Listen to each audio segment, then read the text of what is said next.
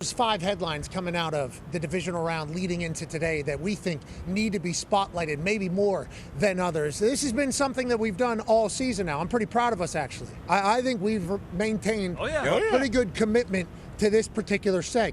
And I think it's because we all are in agreement of these top 5 every single week. Yep. There's a lot of things that happen, but then there's a top 5 driven by Ram. Every time you press the gas pedal in a Ram truck, the only sound you're going to hear is... All right, let's ram through these. Let's go to number 5 headline, and it's simple. Ladies and gentlemen, football is grace. Okay, last weekend, super duper wild card weekend. We had a college football playoff Thursday, college football playoff Friday, 3 NFL games on Saturday, 2 on Sunday, then 1 on Monday. And everybody said to themselves, wow, football just got me through like 5 days. Well, don't you worry. We're back next weekend with a March Madness type feel when it isn't even our best teams yet. Divisional round? Thank you for what you did. 2 on Saturday, 2 on Sunday. And we assume the ratings are going to be absolutely outrageous like they've been all season. College football took up more top 100 telecasts this year than it ever had in the past. And then the NFL obviously reigns supreme. 90 plus of the shows that were the highest out of the 100 were ball. And for that, we are thankful because what an incredible divisional round. Ty, football is the greatest sport on earth, no questions asked. Yeah, there's nothing better. There is simply nothing better in life. You can argue whatever you want. Now, granted, kids, family, et cetera, for something to have to look forward to every single week, I don't think anything is better than football. We wonder why the ratings are so good. It's because the NFL somehow outdoes itself week over week. Like last week, we're talking about, these games are unbelievable. What is next week going to be like? Every single game delivers again. And you can kind of tell yourself, you know what? I'm going to watch a Big Ten basketball game on Wednesday this week. And I'm excited about that. I love that. You watch that, and then you're kind of just in the back of your mind thinking, what the hell am I doing here? Just give me to Saturday, give me to Sunday, give me to the NFL games, because really, that's all that matters. Yeah, football has been great to us this season. And as college football wraps up tonight, we'd like to say thank you to college football. Mm-hmm. Thank you for this college football. NFL, thank you for everything you've done. Okay, let's get to the number 4 headline, as people aren't going to like it. They say it's Buffalo over. Is that their window to win a title, or is that Josh Allen's happiness? Oh, jeez. Or is it the head coach? Oh, definitely that one. Yep, that's for sure. Ladies and gentlemen, this morning, it's amazing how quick things can change. Sean McDermott fired as the Bills head coach. Now, you wonder to yourself, how has McDermott done up there? Because he never really gets talked about. Now, Buffalo Bills fans get upset, certainly at the end of every season, whenever Josh Allen, who's the best player in football, MVP, says that is the case, doesn't win a Super Bowl. It's got to be this dipshit. That's what they say. That's what all Bills fans have been saying for the last couple of years. Then you start looking at his record: 9 seasons, 8 playoff appearances, 98-50 in the regular season, 5 AFC East titles. It's like, so he's the hottest coach on the market then all of a sudden? If everybody was losing their mind for what Harbaugh did. Now, he hasn't won a Super Bowl. But if you just look at success for a team, for a franchise, and what were they before he got up there? I believe they were kind of the poop stain on the AFC East, actually. We talk about the Jets a lot being terrible. The Buffalo Bills were about 3 feet of crap underneath the Jets until Sean McDermott got there. I can't believe they did this, especially when you think about some of the other jobs that are out there. I mean, we were talking about it before. This is probably the first time, at least in recent memory, where there are 2 jobs, Baltimore and Buffalo, that are open with franchise quarterbacks there. Buffalo becomes the number 1 spot, but getting rid of Sean McDermott feels like a massive overreaction, especially with how we were talking about Jacksonville and how good they were, and they went into Jacksonville, Duval, and beat their ass. Yeah, Brandon Beane just didn't put hashtag I don't want to overreact, but before the memo. No. Before he sent it out there. Now, Brandon Beane has been promoted to president of football operations and general manager, so he'll be overseeing the coaching hiring process in all facets. Okay, so he picks up more power in this. Now, I will say, as we have a couple Buffalo Bills fans around us, they were not very high on McDermott after Josh Allen doesn't win a Super Bowl, and Josh Allen doesn't win a Super Bowl. Why is this guy the guy who's going to lead Josh Allen? This guy's an alien. He's a unicorn. What has this guy done to continue to do this? That's how Bills fans have talked. Not all of them. I'm just saying, I've heard that from Bills fans the last couple of years. Yeah. I guess Beane felt that too, huh? I guess Beane and ownership felt that way, and they're thinking, all right, we got the guys. we need to go win. That's basically the sentiment here. You still obviously have Josh Allen. You still, I guess, Brady's in the building. Is that the immediate thought, the offensive coordinator, because he's a young lad? D, but what are your thoughts on him moving on from McDermott? And did you expect it today? Maybe like tomorrow, we got a national championship game tonight? You mentioned it, Bills Mafia. They have been loud about Sean McDermott for a while. And kind of, if you've been a fan of the Bills, and I've been hearing a lot from them because I talked about the interception, which they don't call an interception. But if you've been a fan of the Bills, this has kind of been what the program is. You get to whatever point, and then you choke, and then you trick it off. And how this season ended in particular, with Josh Allen not playing his best football, him having 4 turnovers, defense giving him opportunities, I'm surprised that this is the time that they felt like this was the time to move on from McDermott. Maybe after the 13-second debacle against the Chiefs a couple years ago. But this is surprising to me. When this news came today, now this made 10 fired head coaches. So these teams, these organizations aren't afraid to move on. But this is, you mentioned the era before Sean McDermott. I know they didn't get to the mountaintop, but they did win a ton. And now this job has to be, one of the best, probably top 2 jobs right up there with Baltimore. I can't imagine what the odds would have been before the season for Harbaugh, Tomlin, and McDermott all to be gone now. And now, Connor talked about it, you have the last 2 MVP quarterbacks on teams with no head coaches, with 10 head coach openings. This is one of the most insane head coach opening cycles that we've ever seen, specifically because of the quarterbacks and all the teams that are available. And, in this situation, you have 10 openings. That's probably why they had to move so quickly, because all these other 9 are already into second interviews. They're already into second rounds. Yes, you become probably the belle of the ball with you and the Ravens, but you're already behind the 8 ball unless you said, if McDermott loses this game, we're moving on, and you're already planning for this, which who knows if they were or not. I don't know if they were actually planning for it, but McDermott almost feels like a James Franklin type situation in Penn State. Wins a ton of games, you win all, but you don't really find a way to get over the hump and win that big one. And if you're a head coach, especially if you're a defensive head coach, you need to win early. You need to win your first 3, 4, 5 years of you taking that job, I feel like. Or it's just going to be like, okay, cool, this guy's good enough to get us to the first, second round of the playoffs, and then for whatever reason now, like you said, we have 10 head coaches that have gotten fired this year. That's just the world we live in now in the NFL. Harbaugh's deal is officially signed with the Giants. Remember, there was a little give and take, so we'll assume he is off the – unless he writes a note, we assume he's off the table. But it's like, who is going to get all of these jobs? So good luck to McDermott. Obviously, heartbreak for the Bills. I saw some people not happy about that either. I get it. DC Youngfly, I believe, was like, we like Shador. We don't like this guy. And that was like a great take. I didn't even. We're trying to get Shador down here. We're not trying to get that guy down here, I believe was the take, which is an incredible on that. But congratulations to Stefanski. Who knows who the Bills will go from here. But before we talk about the Broncos, who kind of led to all this stuff, incredible win by them. Hey, Bulls. I feel like we've been pretty positive towards the Broncos. I feel like we've been pretty positive. I mean, that was a direct shot. We'll get to that in a second. But LaFleur, still the head coach of the Green Bay Packers. I do wonder if policy was we got to look around and see who could potentially be the next head coach. And who's going to fill all of these jobs around multi-billion-dollar organization? Yeah, and I think, I don't know if they put all of their chips in the, hey, if we're going to do this, it's going to be to go hire John Harbaugh. And clearly that moved pretty quickly. But then I think, you look at all the other candidates, it's like the Packers kind of have everything they need in place right now. So if you don't want to go, give the job to a guy who's never been a head coach before, especially if Jeff Hafley leaves too, then what? You got a new offensive coordinator, a new defensive coordinator. It's kind of like you're almost blowing everything up and trying to start over, and you have your quarterback. You have a defense that was, top 5 in the NFL before everyone got hurt. So I think it was a situation where it's just like, hey, let's not panic here. I know what all the fans are saying, but he's the best guy available right now, so let's just stick with it. Okay, well, congrats to LaFleur. Yeah.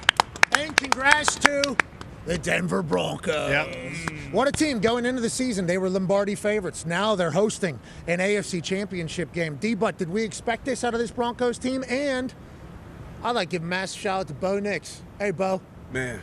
You're a tough son of a bitch, buddy. That was him doing the interview afterwards, leaning on one, not happy. Hey, why aren't you happy? Well, we got a lot to clean up or whatever. This guy's got a broken ankle at that point. Finished the game with a broken ankle.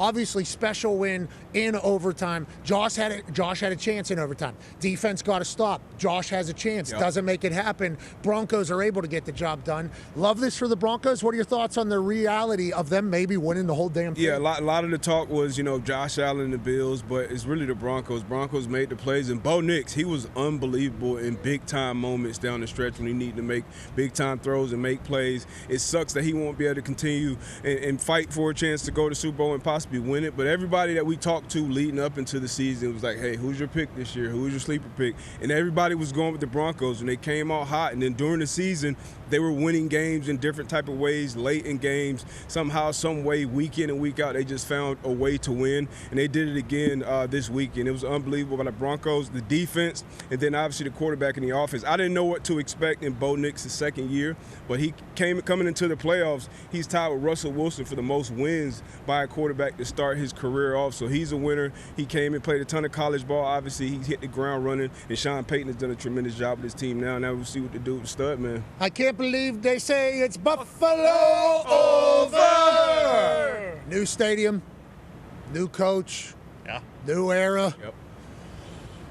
And some teams back. We'll talk about that in a couple headlines. Let's go to the number 3 headline out of the weekend. The NFC's West is the NFC's best. Now, listen, we talked about it during the year. This NFC best might be a real problem. We wondered, could all 4 make it? Well, Cardinals. Clearly not. So, Cardinals, what a terrible position they're in. They tried. Wonderful city. Yeah, Who's taking that job? I wouldn't be signing up for it, okay, right now. I wouldn't be signing up for it. And I don't know if Kyle Shanahan's necessarily signing up to continue to play against whatever the hell McDonald is building up there in Seattle. Monsters across the board on the defensive side. And then you go to the Rams. Last year, they were this close to beating the Philadelphia Eagles, who beat the hell out of everybody else in the snow. We all remember it. They miss out on that. Matthew Stafford doesn't complete it down the red zone. All offseason, he opts in an immoral chamber, I believe was the name. A mortal chamber to get himself more healthy than he's ever been. Remember when he wasn't playing because his back was hurt? This 39-year-old senior citizen has a bad back going into this year. They are screwed. Where's Stetson Bennett? Did you get him off the farm down there in Georgia? Raising hell somewhere. Anybody get him back into L.A.? That's what they're going to have to stare down. Instead, NFC Championship against the Seattle Seahawks in the NFC West all season. Multiple teams in there. We've talked about maybe being the best team in ball. The Rams for like 8-9 weeks. Like, who's beating them? Niners. Wait a minute.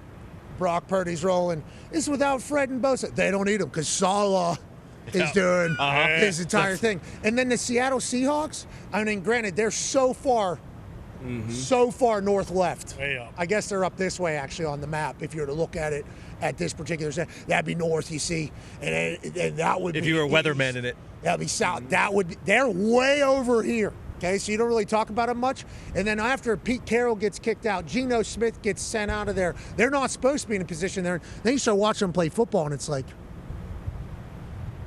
Seattle Seahawks are a really good football team. Seattle Seahawks are a problem. Their defense is unbelievable. As Foxy's computer comes back from being frozen, we get the graphic up there. Way to battle back there, boys. Way to battle, boys. We're still battling. No, we're still in it right now. Okay. Good work. Keep fighting. Well, you're still battling. As I'm talking there, by the way, there's a full conversation happening about, hey, can't cut cameras, don't have any graphics right now. So I start spinning a whole web, right there that we just Good get web. into. But it was worthy of conversation, strictly because it feels like we forecasted this was maybe going to happen. Then for it to actually take place the way that it does, that Rams win, yeah, right.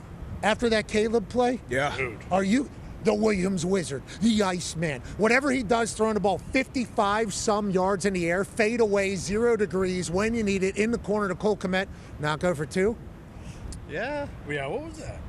A lot of people upset about a lot of other things going on in that game. I mean, you kick 3 field goals, you win. If you had Chicago Bears plus 4.5, you'd like at least one of those field goals to be attempted so that we can maybe get into the dance here. Ben Johnson and we're back, baby, and we're back. Here we are. And we are all the way back. But the Chicago Bears, after this play, I think they're supposed to win. There's no way the Rams in that place after that game can win. That's the mental toughness, I think, of this squad, and that's their ability. What a special time for the Rams and also the Bears. I think they should be pumped. They're way ahead of schedule, I think, in a build that wasn't supposed to happen this year. I mean, that was the epitome of what the NFL playoffs are. It's going to come down to a couple plays. You got to deal with the elements. I feel like we saw that with all the games this past weekend, and we all know how real momentum is. So when something like this happens, especially in the home stadium for the Bears, you think it's going to be over. I would have loved to call it when they got the ball. If they go down and score, you got to go for two here, especially with Ben Johnson. I believe he said after the game they had struggled in some goal line situations, short yardage situations, so he wasn't comfortable going for it there. And they had an opportunity in overtime, but that's what these games come down to, either making a stop or making a big play on offense. And Cam Curl made an unbelievable interception. There's a ton of great interceptions all across the league this weekend, but this is a great interception. Maybe some miscommunication with Caleb Williams and DJ Moore, but you got to take advantage of those tips and overthrows. You got to have those, and Cam Curl got one here. And then obviously Matt Stafford did what needed to be done to drive down the field and put the thicker kicker in a position to send him to the NFC Championship. Yeah, shout out to Mevis, by the way, burying the kick. And I don't know what happened to his microphone when he was doing a post-game interview. I appreciate them interviewing him. But he comes from cold weather. He said, I'm used to this type of stuff. You're not used to going to the NFC Championship. I'm very proud of Mevis. Like, legitimately. Yeah. Oh, yeah. I am very proud of him. He kicks the ball very well. He's very comfortable in who he is, and he has shown up in a big way for the Rams on multiple occasions. Ben Johnson has to walk over and shake McVay's hand and the Rams' hands after that battle. AJ, as you're watching that all take place, what are your thoughts as a man who, Packers legend, and I don't know how you felt about the Bears this year. I mean, honestly, I respect what the Bears have done. I respect Ben Johnson. I think the handshake was a little more cordial than I thought. I thought it might be there was a lot more animosity. respect. Yeah. Definitely. Which they both are football guys. They probably said, hey, this is an all-time battle that people are going to talk about for years. Obviously, in Chicago, it's all down the drain because you lose. But I think, as Pat said it, they are ahead of schedule with this Rams team. Imagine what it does for your team to go on the road, cold, windy, snowy. All of a sudden it looks like, hey, they're a team of destiny, the Chicago Bears, and the Rams still have the fortitude to find a way to win. That's huge, and I think it breeds confidence through that whole roster when you get a win like this on the road. Yeah, and shout out to McVay. Like, McVay is now almost in that kind of allure of, hey, he's never going to get talked about as Coach of the Year or any of those awards, but he should be up for it probably every year. Like, for them to go into Chicago like that in the weather, in kind of the preparation you probably have to do just to get ready for something like that in LA nonetheless. Yeah, I mean, I didn't even see this stat, but McVay now has 10 postseason wins at age 39. That is kind of the stuff of legends. You hope he coaches for another 20 years, but just while he's here, it's unbelievable what they're doing. And that's what people are saying too, is like hoping he would coach forever. Like, this was the whole conversation when the Amazon opening came up, was like he's basically on the John Madden trajectory where it's like he's so good so early, but he clearly just puts everything into football. But I mean, yeah, what else can you say about this guy? It seems like every time in like a big moment, he's not cowering, and those teams typically find a way to win. And it was a full team win. Obviously, the kick at the end, there was a punt down inside the 5, the offense, the drive at the end, and then the defense came up with multiple turnovers, multiple fourth down stops when the Bears went for it. Like, it was a full team win that they could build on and move forward with. Yeah, and the Bears ahead of schedule. Yeah, for sure. Definitely. There was no way they were supposed to be this good, this quick with Ben Johnson. They're very fun, too. And it feels like afterwards they were all very excited for what they're going to become. It felt like the culture. Listen to Komet talk. I mean, this was his first target of the entire game. Obviously, Stacey Dale's one of the greatest iPhone shots in the history of sports. Stinger. Now they lose, so it won't be shown. No. But if they win that game, Stacey Dale's footage is being used in every documentary forever, and probably still will during the entire rebuild during Ben Johnson. I mean, but it's tough. We're not going to be able to really celebrate this play. We were sitting in one of the restaurants that kind of turned into our office. We spent a lot of time at this place at the hotel, and it was all Bears fans in there. Yep. And just getting a chance to experience all of that with the Bears fans. The quiet before that play, it was like just a hush in the entire spot. Thought they were screwed, but had seen the situation with Caleb so many times this year. Didn't want to give up hope, kind of gave up hope. Yeah. Especially with how it was all kind of going. And then when this happens, it was an absolute explosion. Shout out to the Chicago Bears fan base. Okay, that was cold, windy, snowy. Oh, yeah. That place was loud. That was a Whole time. That was a really Singletary cool. on the sideline? Holding the signs, yeah. Yeah, like that. Kept dropping the gimmicks, signs. Yeah, it was good. Live graphics, basically. We did not. Mike Singletary is one of the greatest linebackers in the history of ball. Yep. We don't need him doing prop gimmicks on the sideline. Okay? Now, granted, I like that they add him as a part of broadcasting. That's right. So I'm kind of torn on it all. We look up, we see him. Singletary, good to see him. There you go. Yeah, Cheer, look at this guys. graphic. He drops one perfectly, nails it. Drops another one perfectly. That's harder than you think. What if you drop all So of cold. them? It's so cold. Yeah, he nailed it. He did. He killed it. But the immediate follow-up was, I don't know if I like that. What the hell is he doing that I don't know if I like what they This just did climate? to Mike Singletary, but I like that they had him a part of it all. Yeah. And then immediately afterwards, Caleb had success. It was Yeah. like, obviously, bringing some juice. Let's get to the number 2 headline coming out of the weekend. And nobody wants to do this. We don't want to be the ones that kind of say this, but Yes, we do. the Revolution Region's football revival is the number 2 headline coming out of the Divisional Round weekend. Back in the AFC Championship game, the New England Patriots. Now, it's an entirely different team. But this one, right in the middle, the Ohio guy, Mike Vrabel, is the tie between the two. Similar football teams. Defense, insane. Offense, going to be smart. Now, quarterback puts the ball on the ground a lot. Quarterback puts the ball on the ground a lot. Don't know if it's hands or it's just a complete lack of fear, so he has no awareness of what could potentially happen around him. Make big plays whenever they have to. It is eerily similar to the old Patriots. Stephon Diggs making that catch? Yeah, right. Booty making that catch? Of course, it's the divisional round. Patriots wide receiver's going to make a catch like that. It just felt like it was back in the day, and I was just so happened to be sitting next to a loud masshole who has a microphone every single day. Conman, it felt like it was back in the day. Is that what you were experiencing yesterday? It felt like it was full euphoria. Sure. It felt like it was a utopia of sorts watching this Patriots team get back to the AFC title. Just sitting here listening to you guys, listen to you say all that. I can't wait to hear everyone else talk up the Patriots. It's amazing. It's incredible. 4th down, gotta have it. Drake May basically puts the ball through Pop Douglas's stomach. Wonderful. You know, how can it get any better? You really don't think it can? Oh yeah, it can. Carlton Davis, the 3rd. He's not the 1st or the 2nd, the 3rd. Yeah, perfect knee placement. Worked on that all week in practice, by the way. And that's just the difference in the Revolution region. Marcus Jones, the pop on this pick 6 was what kind of brought it all back for me. You know, you're talking about the good old days. We are back in the good old days. Someone had a sign, and that was the greatest sign I've ever seen. The pop on that really did make me think, like, okay, here it is. We are back. And then you pointed out the one Keyshawn We Love Booty play.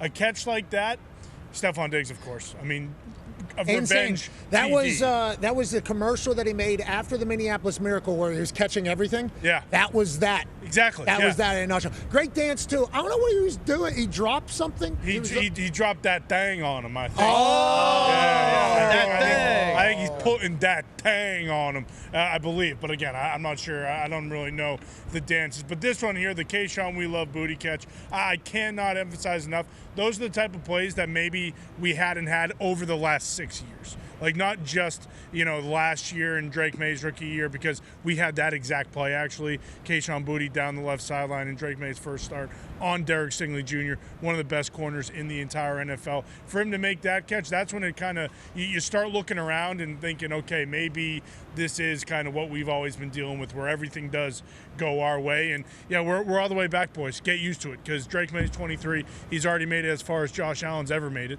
And then when you think about Mike Vrabel, this is his first year. Culture just kind of getting started, but already perfect.